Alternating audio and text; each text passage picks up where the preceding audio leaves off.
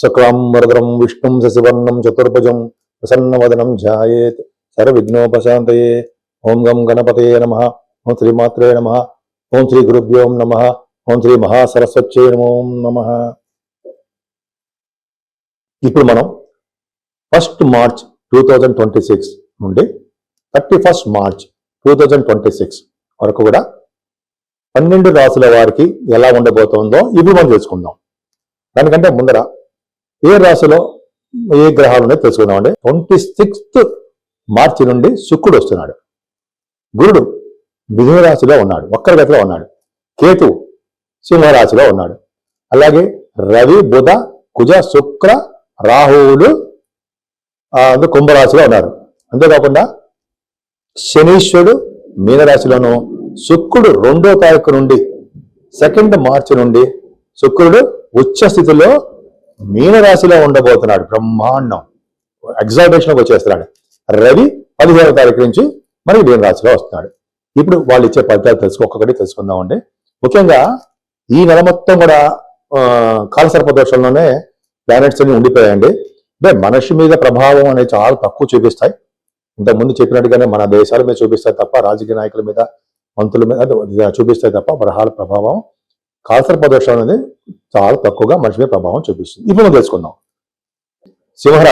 సింహరాశి వారికి ఆదాయం అంటే ధనం విషయంలో ఏమాత్రం ఇబ్బంది పడరండి. ఎందుకంటే శుక్రుడు బాగున్నాడు, శుక్రుడు కూడా ఉన్నాడు, రవి కూడా చూస్తున్నాడు కాబట్టి, లగ్నాధిపతి ద్వితీయ భావం చూస్తున్నారు కాబట్టి ఆర్థికంగా నిలదొక్కుంటారు. కుటుంబంలో సమస్యలు తగ్గుతాయి. కుటుంబంలో నియమనికే మీకు ఉంటుంది. మీరు ప్రయాణాలు చేయవస్తుంది. బహుశా మీ తమ్ముళ్ళని చెల్లెల్ని కలుస్తారు. వార్తా సంస్థలలో చేసే వాళ్ళకి, వార్తా సేకరణ ఉన్న వాళ్ళకి ప్రజ్ఞావంతులుగా ఉంటారు. మీరు బాగా తెలియని వాళ్ళు. మీ స్ట్రాటజీ బ్రహ్మాండంగా ఉంటుంది. కమ్యూనికేషన్ స్కిల్స్ బాగా పెంచుకుంటారు.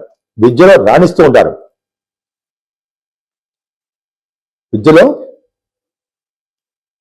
మీరు విద్యరీత్యా బాగా ధన సంపాదన, విద్యలో బాగా రాణించడం జరుగుతుందండి. ముఖ్యంగా మీ సంతాన విషయంలో ఏమాత్రం ఇబ్బంది పడరు.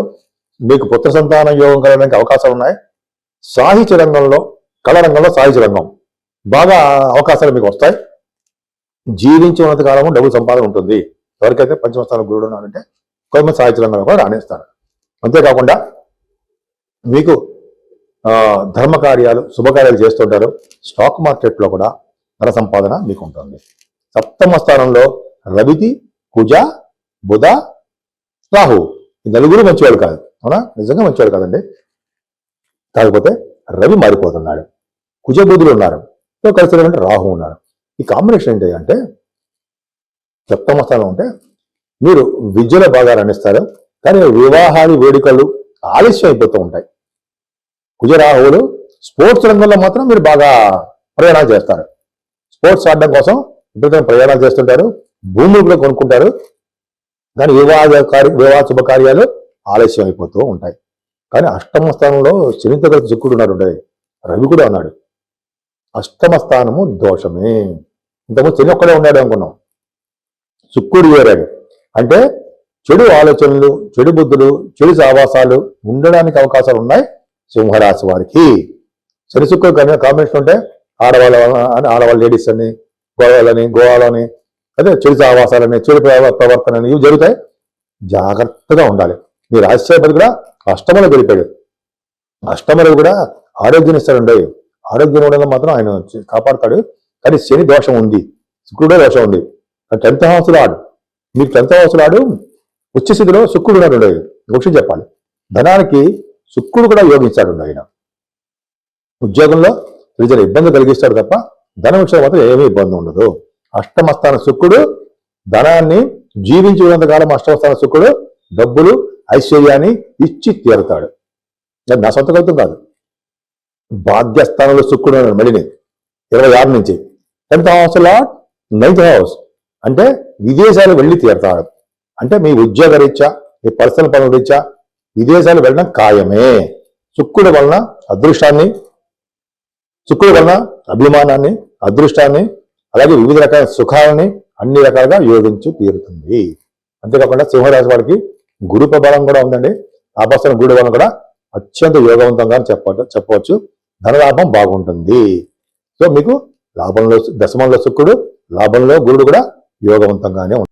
12 రాశుల వారికి చిన్న సూచన ఏంటంటే, మేషం నుంచి మీనరాశి వారి వరకు కూడా మీరు మీ జాతకాలు చూపించుకోదలుచుకుంటే మీకు ముందుగా మీ date of birth, time of birth, place of birth 3 ఉండాలండి. నేను ఆది ఆస్ట్రాలజీ నుంచి చెప్తున్నాను. మన ఆది ఆస్ట్రాలజీనే చూస్తూ ఉంటాము, వేరే వాళ్ళు ఎవరు చూడరు, నేనే చూస్తూ ఉంటాను. ఆల్మోస్ట్ 35 సంవత్సరాల అనుభవం కూడా ఉంది నాకు ఆస్ట్రాలజీలో. 2000 ఇయర్లో ఎంఏ ఆస్ట్రాలజీ చేశాను. దానికంటే 2000 ఇయర్లో 26 ఇయర్స్ అయింది. అంతకంటే ముందర 10 ఇయర్స్ నుంచి 1990 నుంచి కూడా నేను ఆస్ట్రాలజీ అండ్ నేను professionally cost accountant, accounts officer, government organisation చేశాను. గవర్నమెంట్ ఆర్గనైజేషన్లో సింగరేణి కాలేజ్లో చేశాను. సరే పక్క పెడదాం. సో ఈ అంత అనుభవం ఉంది కాబట్టి కొద్ది గొప్ప చెప్పగలను అని నేను అనుకుంటాను. చెప్తాను కూడా, చెప్పిన కూడా చాలా జరిగాయి. మీకు విద్యలో కానీ, లేకపోతే వివాహం విషయంలో కానీ, చిల్డ్రన్ విషయంలో కానీ, లేకపోతే వివాహాలు అవ్వట్లేదని మ్యాచ్ మేకింగ్ కానీ, ఇవన్నీ ఉంటాయి కదా, అన్ని పర్ఫెక్ట్గా చూసి చెప్పగలను. నేను ఆ కాన్ఫిడెన్స్ నాకు ఉంది. అంతేకాకుండా వాస్తు సంబంధించిన విషయాల్లో కూడా మీకు ఏమాత్రం డౌట్ ఉన్నా నన్ను కన్సల్ట్ చేస్తే నేను చెప్తాను. లేకపోతే మీరు వాట్సాప్లో మెసేజ్ పెట్టండి. షూటింగ్లో ఉంటే మనం చెప్పలేకపోవచ్చు, తప్పకుండా మీకు చెప్తాను. అంతేకాకుండా 12 రాశుల వారికి పరిష్కార మార్గాలు చెప్దామండి. ఎందుకంటే 12 రాశుల వారికి కూడా అంత అద్భుతంగా ఉండదు. ఎందుకంటే కాలసర్పదోషంలో ప్లానెట్స్ అన్నీ ఉన్నాయి. అంటే మనకి నెగిటివ్ ఎనర్జీ వస్తుందా అంటే నెగిటివ్ తక్కువ ఉంటుంది. ఏదైనా మన జాగ్రత్త మనం చేసుకోవాలి. కాబట్టి రాహుకి మనం కాలసర్పదోషం ఉంది కాబట్టి రాహు నుంచి కేతు మధ్యలో గ్రహాలు ఉన్నాయి. అంటే సవ్యకాల సర్పదోషము అంటాం. మనం అంటే ప్రతి రాశి వారికి కూడా అవకాశం ఉంటే కాళహస్తి వెళ్ళి రాహు కేతులు పూజ చేయించుకోవడం కంపల్సరీ. మనం అక్కడ వెళ్ళాము, ఆన్లైన్ ద్వారా చేయించుకుంటాము. ఇంకా చేయలేము, మన ఇంట్లోనే మన ఊళ్ళోనే రాహుకు సంబంధించినటువంటి నవగ్రహాల్లో కేతుకు సంబంధించిన పూజలు చేయించుకోవడం. అది కూడా చేయలేకపోతే రాహుకు సంబంధించినటువంటి స్తోత్రాలు ఇంట్లో చదువుకోవడము, కేతు గణపతి ఆరాధన, సుబ్రహ్మణ్య ఆరాధన చేసుకోవడం వల్ల ఈ రాహు కేతు యొక్క ప్రభావం తగ్గుతుంది. అమ్మవారి పూజలు కూడా చేసుకోవడం వల్ల అదృష్టం బట్టి మనకి రాహు కేతు ప్రభావం తగ్గుతుంది. అంతేకాకుండా అమ్మవారి కనకదుర్గ అమ్మవారికి మనం పౌర్ణమి పూట కానీ అమావాస్య పూట కానీ హోమాలు చేస్తూ ఉంటారు. హోమాలు చేస్తే ముందర అంటే జస్ట్ అమ్మవారి హోమం చేసే ముందర నవగ్రహాలు కూడా మనం చేస్తూ ఉంటాం. సో నవగ్రహాలు చేయడం వల్ల ప్లస్ అమ్మవారికి హోమాలు చేయడం వల్ల చండీ హోమం ఈ 12 రాశుల వారికి నవగ్రహాల వల్ల వచ్చే దోషాలు చాలా మటుకు తగ్గుముఖం పడడానికి అవకాశాలు ఎక్కువ ఉన్నాయి. అంతేకాదండి, శనీశ్వరుడు కూడా మనం చెప్తూ ఉంటాం కదా, శనీశ్వరుడు దోషం కూడా చాలా ఉంటుంది. అష్టమ శని దోషము, అర్ధాష్టమ శని దోషము, ఏలినాటి శని ప్రభావం అంటూ ఉంటాం. సో ఈ మీకు రాశులు తెలుసు ఎవరెవరికి ఏమున్నాయో.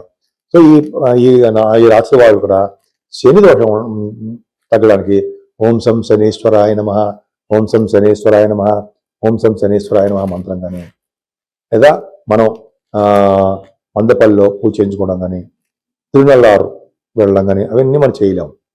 మన ఊళ్ళోనే శనీశ్వరుడికి 7 శనివారాలు దండం పెట్టుకోవడం, ఆంజనేయ స్వామి వారి దర్శనం చేసుకోవడం, వెంకటేశ్వర స్వామి వారి దగ్గర అంటే దగ్గర కాదు, ధ్వజస్తంభం కొంచెం దగ్గరలోనే అఖండ దీపారాధన, ఒక పెద్ద ప్రమిదిలో ఒక ఒత్తి వేసి దీపారాధన చేయాలి. ఆ చేసిన పుణ్యం వెంకటేశ్వర స్వామి వారు శనీశ్వరుడికి ట్రాన్స్ఫర్ చేసి మనకు ప్రభావం తగ్గిస్తారని చదివాను ఎక్కడో, అది కరెక్ట్. తర్వాత శివాభిషేకాలు ఎప్పుడూ మర్చిపోకూడదు. శివుడి అభిషేకం చేసుకోవడం వలన సర్వదోషాలు సర్వ పాపాలు హరిస్తాయని చెప్తూ ఉంటాం మనం.